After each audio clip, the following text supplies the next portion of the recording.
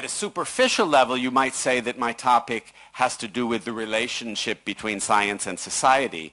But as I hope will become clear, my aim is to discuss the importance not so much of science, but of what you might call the scientific worldview, a concept that goes far beyond the specific disciplines that we usually think of as science. By science, I mean, first of all, a worldview giving primacy to reason and observation, and a methodology aimed at acquiring accurate knowledge of the natural and social world. This methodology is characterized, above all else, by the critical spirit, that is, the commitment to the incessant testing of assertions through observations and/or experiments. The more stringent the tests, the better. And to revising or discarding those theories that fail the test. Science is a fallible, yet enormously successful method for obtaining objective, albeit approximate and incomplete, knowledge of the natural world and, to a lesser extent, also the social world. But surprisingly, not everyone accepts this, and here I come to my first and most lightweight example of adversaries of the scientific worldview, namely academic postmodernists and extreme social constructivists. Such people insist that so-called scientific knowledge does not, in fact, constitute objective knowledge of a reality external to ourselves, but is a mere social construction on a par with myths and religions, which therefore have an equal claim to validity. Now, if such a view seems so implausible that you wonder whether I'm somehow exaggerating, consider the following assertions by prominent sociologists. These are published assertions. Quote, "The validity of theoretical propositions in the sciences is in no way affected by factual evidence." Kenneth Gergen. "The natural world has a small or non-existent role in the construction of scientific knowledge." Harry Collins. "For the relativists, such as ourselves, there is no sense attached to the idea that some standards or beliefs are really rational as distinct from merely locally accepted as such." That's Barry Barnes and David Bloor. Now, many more similar quotes could be given, but let me not spend time beating a dead horse, as the arguments against postmodernist relativism are by now fairly well known. Suffice it to say that postmodernist writings systematically confuse truth with claims of truth, fact with assertions of fact, and knowledge with pretensions to knowledge, and then sometimes go so far as to deny that these distinctions have any meaning. Now, it's worth noting that the postmodernist writings I've just quoted all come from the 1980s and early 1990s. In fact, over the past decade, academics, postmodernists, and social constructivists seem to have backed off the most extreme views that they previously espoused. Perhaps I and like-minded critics of postmodernism can take some small credit for this by initiating a public debate that shed a harsh light of criticism on these views and forced some strategic retreats. But most of the credit, I think, has to be awarded to George W. Bush and his friends, who have shown just where science bashing can lead in the real world. Nowadays, even sociologist of science Bruno Latour, who spent several decades stressing the so-called social construction of scientific facts, now laments the ammunition that he fears he and his colleagues have given to the Republican right wing, helping them to deny or obscure the scientific consensus on global warming, biological evolution, and a host of other issues. That's exactly the danger I was trying to warn about back in 1996. I hate to say I told you so, but I did. As did several years before me, many other people, such as Noam Chomsky, who recalled that in a not so distant past, quote, "Left intellectuals took an active part in the lively working class culture. Some sought to compensate for the class character of the cultural institutions through programs of workers' education, or by writing best-selling books on mathematics, science, and other topics for the general public. Remarkably, their left counterparts today often seek to deprive working people of these tools of emancipation, informing us that the project of the Enlightenment is dead, that we must abandon the illusions of science and rationality. a message that will gladden the hearts of the powerful, delighted to monopolize these instruments for their own use.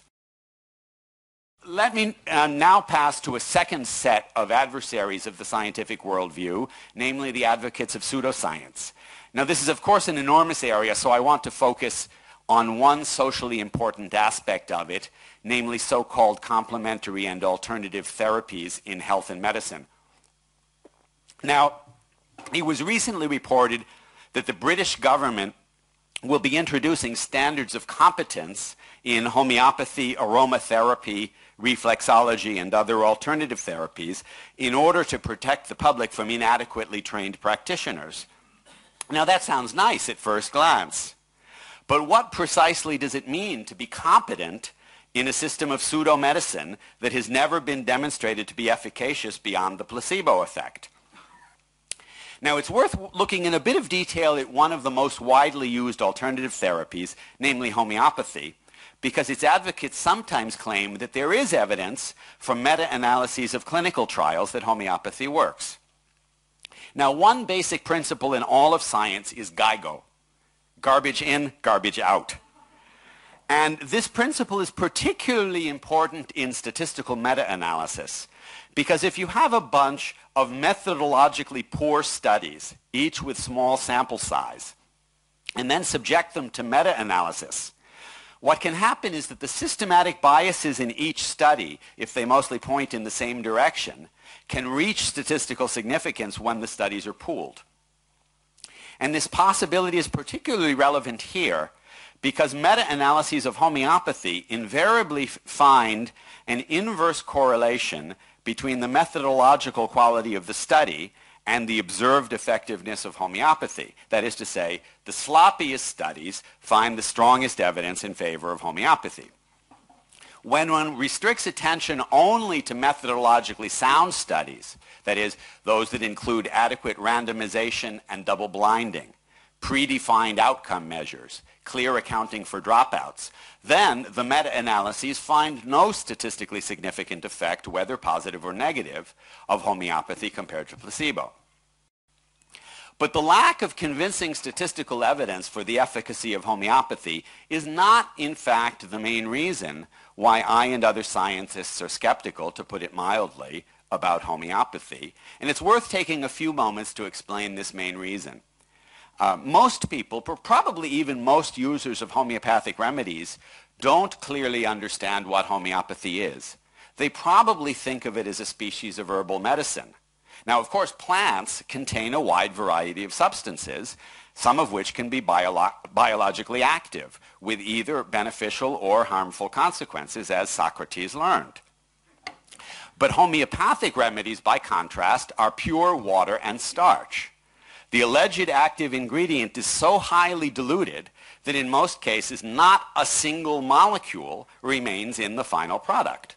And so the fundamental reason for rejecting homeopathy is that there is no plausible mechanism by which homeopathy could possibly work unless one rejects everything that we've learned over the last 200 years about physics and chemistry.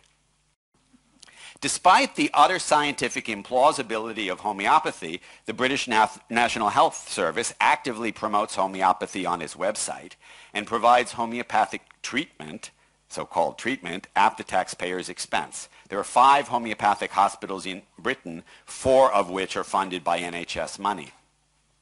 Alas, no one, not even the health minister, seems to know how much the National Health Service spends annually on unproven or disproven complementary and alternative therapies because they don't bother to keep track. But estimates range from anywhere from 50 million to 450 million pounds a year, probably towards the lower end of that scale. Now, granted, that's a tiny fraction of the 92 billion pound annual NHS budget. But it's still money that could give thousands of cancer patients provably effective therapies that are now denied for cost reasons. Let me now discuss a third and yet more dangerous set of adversaries of the evidence-based worldview, namely the advocates of religion. So tonight I want to address only the most fundamental issue, namely the intrinsic merit of the various religions' factual doctrines. And within that, I want to focus on the epistemological question, or to put it in less fancy language, the relationship between belief and evidence. After all, those who believe in their religion's factual doctrines presumably do so for what they consider to be good reasons. So it's sensible to ask, what are these alleged good reasons? Now, each religion makes scores of purportedly factual assertions about everything from the creation of the universe to the afterlife. But on what grounds can believers presume to know that these assertions are true? The reasons they give are various, but they ultimately boil down to one: because our Holy Scriptures say so. But how then do we know that our Holy Scriptures are free from error? Because the Scriptures themselves say so. Now, theologians specialize in weaving elaborate webs of verbiage to avoid saying anything quite so bluntly. But this gem of circular reasoning really is the epistemological bottom line on which all faith is grounded. Faith is not in fact a rejection of reason, but simply a lazy acceptance of bad reasons. Faith is the pseudo-justification that some people trot out when they want to make claims without the necessary evidence. Let me give another paradigmatic example of theological obfuscation, this time from the professor of historical theology at Oxford University, the Anglican theologian Alister McGrath, who is perhaps best known as co-author of the book The Dawkins Delusion. A clever title, I do have to say. McGrath defines faith as follows, quote, "Faith affects the whole of man's nature. It commences with the conviction of the mind based on adequate evidence. It continues in the confidence of the heart or emotions based on conviction, and it is crowned in the consent of the will by means of which the conviction and confidence are expressed in conduct." Now, as Michael Shermer accurately observes in his review of McGrath's book, nearly all of this definition describes the psychology of belief. The only clause of relevance to a scientist, or I would add to an epistemologist, is adequate evidence, which raises the follow-up question, is there? Alas, McGrath doesn't bother to address this perfectly obvious question anywhere in his 200-page book. By the way, I never did get a straight answer when I asked some colleagues in Oxford why Oxford has a faculty of theology but no faculty of astrology. Which brings me to the last, and in my opinion most dangerous, set of adversaries of the evidence-based worldview in the contemporary world. Namely, propagandists, public relations flacks, and spin doctors, along with the politicians and corporations who employ them. In short, all those whose goal is not to analyze honestly the evidence for and against a particular policy, but is simply to manipulate the public into reaching a predetermined conclusion by whatever technique will work, however dishonest or fraudulent. So the issue here is no longer mere muddled thinking or sloppy reasoning, it's fraud. Now, the Oxford English Dictionary defines fraud as, quote, "the using of false representations to obtain an unjust advantage or to injure the rights or interests of another." And in the Anglo-American common law, a false representation can take many forms, including, first, a false statement of fact known to be false at the time it was made. A statement of fact with no reasonable basis to make that statement. A promise of future performance made with an intent at the time the promise was made not to perform as promised. An expression of opinion that is false made by one claiming or implying to have special knowledge of the subject matter of the opinion, where special knowledge means knowledge or information superior to that possessed by the other party and to which the other party did not have access. Anything here sound familiar?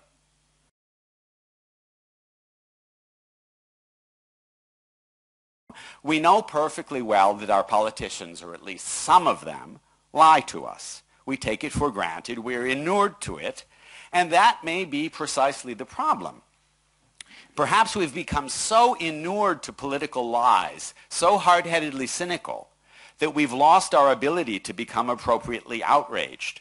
We've lost our ability to call a spade, a lie, a fraud. Instead, we call it spin. The bottom line is that science is not merely a bag of clever tricks that turn out to be useful in investigating some arcane questions about the inanimate and biological worlds. Rather, the natural sciences are nothing more or less than one particular application, albeit an unusually successful one, of a more general rationalist worldview, centered on the modest insistence that empirical claims must be substantiated by empirical evidence. Conversely, the philosophical lessons learned from 4 centuries of work in the natural sciences can be of real value, if properly understood, in other domains of human life. The detailed methods of inquiry must of course be adapted to the subject matter at hand. What remains unchanged in all areas of life, however, is the underlying philosophy, namely, to constrain our theories as strongly as possible by empirical evidence, and to modify or reject those theories that fail to conform to the evidence. That's what I mean by the scientific worldview. It's because of this general philosophical lesson, far more than any specific discoveries, that the natural sciences have had such a profound effect on human culture since the time of Galileo and Francis Bacon. The affirmative side of science, consisting of its well-verified claims about the physical and biological world, may be what first springs to mind when people think about science. But it's the critical and skeptical side of science that is the most profound and the most intellectually subversive. The scientific worldview inevitably comes into conflict with all non-scientific modes of thought that make purportedly factual claims about the world.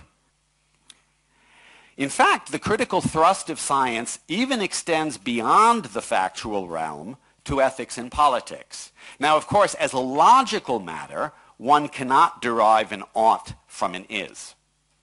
So in that sense, ethics and factual matters are logically separate.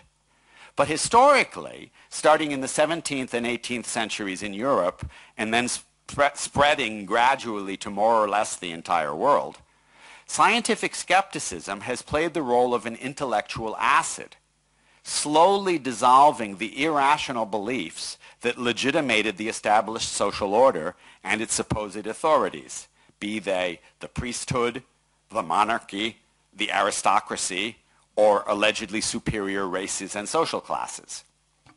400 years later, it seems sadly evident, as I've tried to demonstrate this evening, that this revolutionary transition from a dogmatic to an evidence-based worldview is very far from being complete. So I'd like to thank you all for your patience in sitting through this long diatribe and open the floor to all the comments and criticisms that you'd care to throw at me.